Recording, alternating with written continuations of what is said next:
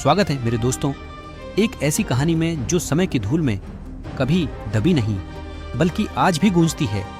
ये कहानी है एक किले की जो न सिर्फ पत्थर और मिट्टी से बना बल्कि हौसले, बलिदान और स्वाभिमान से गढ़ा गया। ये है रायगढ़ का किला जिसे छत्रपति शिवाजी महाराज ने अपनी शक्ति का प्रतीक बनाया। इस किले ने न औरंगजेब की सेनाओं को झुकने दिया, न ही समय के थपेड़ों को। आओ इस कहानी में डूब जाएं, जहां हर किरदार, हर जगह, हर पल इतिहास की सैर कराएगा। सूरज की पहली किरण जब रायगढ़ की चोटी पर पड़ती है तो ऐसा लगता है मानो स्वयं सूर्यदेव शिवाजी को प्रणाम कर रहे हों। किले के प्रहरी वीर प्रताप, जो अपने नाम की तरह ही तेजस्वी और साहसी है, बुर्ज पर खड़ा होकर क्षितिज को निहारता है। उसकी आंखों में एक चमक है जो कहती है कि ये किला सिर्फ पत्थरों का ढांचा नहीं बल्कि मराठा गौरव की धड़कन है।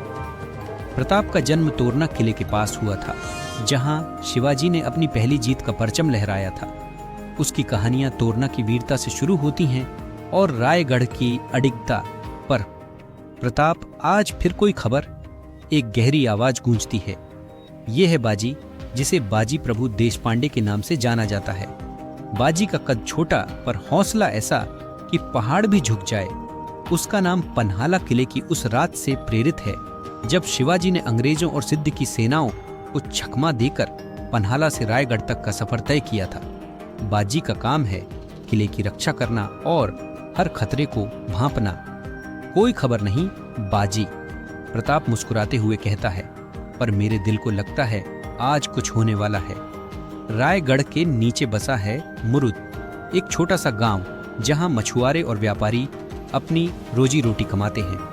मुरुद का नाम उस मुरुद जंजीरा किले से आया है जो समुद्र तट पर खड़ा है और जिसे कोई भी विजेता नहीं हरा सका। मुरुद की गलियों में एक युवती घूमती है जिसका नाम है ताराबाई। ताराबाई का नाम मराठा रानी ताराबाई से प्रेरित है, जिन्होंने औरंगजेब के बाद मराठा साम्राज्य को संभाला था। ताराबाई तेज तर्रार और बुद्धिमान है। उसकी आंखों में एक सपना है, रायगढ़ के किले में जाकर शिवाजी की गाथा को और करीब से जानने का। ताराबाई बाजार में मछली बेचने वाली अपनी माँ जिजाबाई की मदद करती है। जिजाबाई का नाम शिवाजी की माँ जिजाबाई से लिया गया है, जिन्होंने शिवाजी को वीरता और धर्म की शिक्षा दी। जिजाबाई अपनी बेटी से कहती हैं, तारा, ये मुरुद छोटा है पर तेरा दिल बड़ा है। एक दिन तू रायगढ़ की चोटी पर होगी। ताराबाई हंस पड़ती है, माँ, रायगढ़ तो आसमान छूता है, मैं वहां कैसे पहुंचूंगी? जिजाबाई उसकी आंखों में झांकती है। शिवाजी ने भी तो यही सोचा होगा जब उन्होंने तोरना पर कब्जा किया था, पर हौसले ने उन्हें हर किला जिताया। रायगढ़ के किले में हलचल मच जाती है।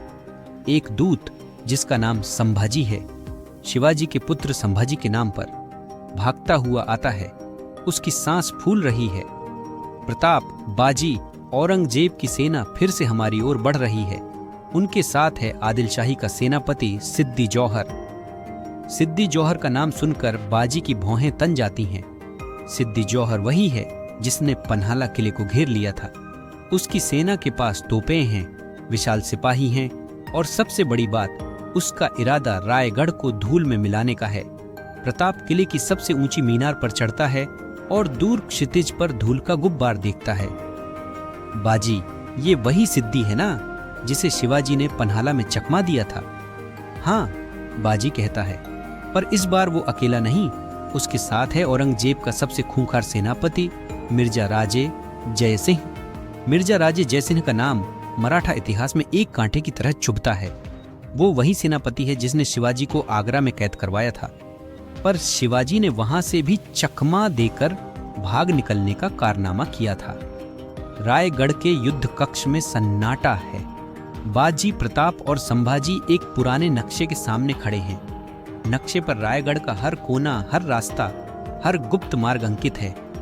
बाजी कहता है, शिवाजी ने हमें सिखाया है किले की ताकत उसके पत्थरों में नहीं, उसके लोगों में है।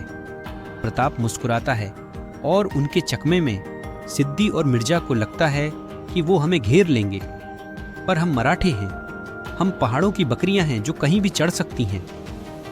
संभाजी कहता है, हमें रात का इंतजार करना होगा। रायगढ़ की खाइयां और गुप्त रास्ते हमारा हथियार होंगे। इधर ताराबाई अपने सपने को सच करने का फैसला करती है। वो मृद से रायगढ़ की चढ़ाई शुरू करती है। रास्ते में उसे एक बूढ़ा योद्धा मिलता है जिसका नाम है तानाजी।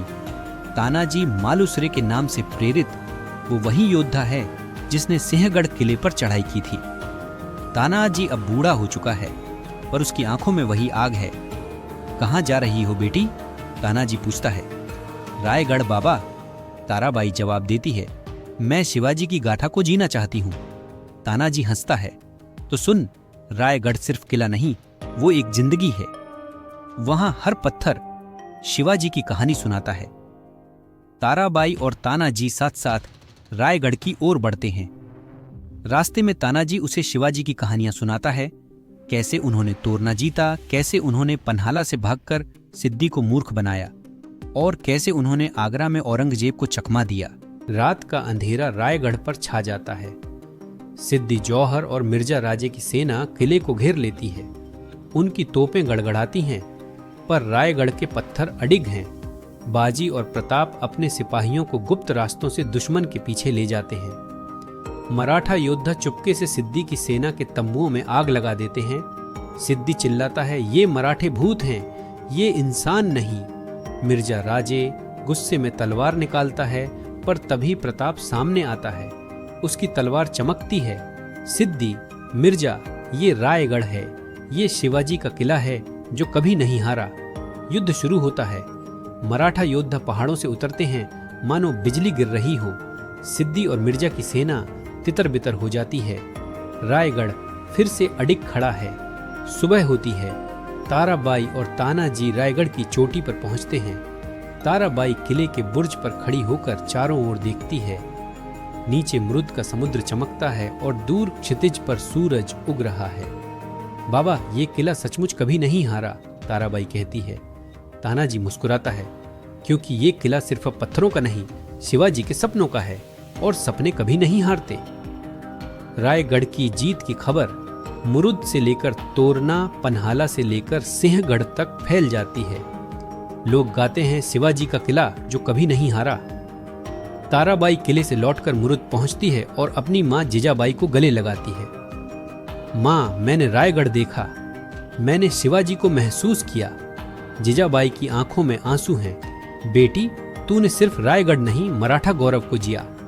और इस तरह रायगढ़ का किला आज भी खड़ा है, न सिर्फ पत्थरों में बल्कि हर उस दिल में जो स्वाभिमान और वीरता की कहानी सुनाता है। ये कहानी खत्म नहीं होती, क्योंकि शिवाजी का किला जो कभी नहीं हारा, वो हर मराठा के दिल में जिंदा है। जय भवानी, जय शिवाजी।